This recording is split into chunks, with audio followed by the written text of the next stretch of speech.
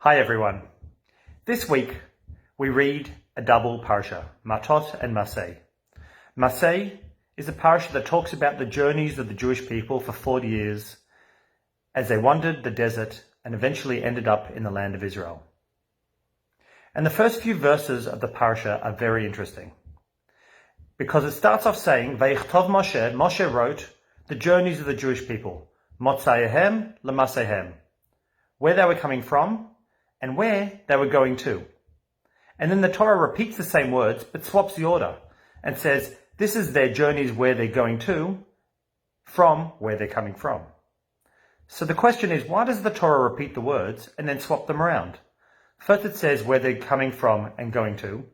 Then it says where they're going to from where they're coming from. It reminds me of a saying that Rabbi Nagel used to tell me, that we know that the word for hello in Hebrew is shalom, and the word for goodbye in Hebrew is shalom. Why do we have the same word, shalom, for hello and goodbye? And the answer is because sometimes Jews don't know whether they're coming or whether they're going. But jokes aside, why did the Torah repeat the words and then swap them around? And really the answer is, from whose perspective are we looking at these words? So from the perspective of Moshe, he was leaving Egypt behind. But really, he was journeying to Israel. His ultimate goal was Israel. And what's going to happen in Israel? The Jewish people would find their homeland. They'd build the temple, and they'd build a beautiful Jewish life together with all the other Jewish people, all the tribes together. But the other saying was really the Jewish perspective. The majority of the Jewish people, all they were thinking about was escaping Egypt, escaping slavery, escaping that terrible time in history.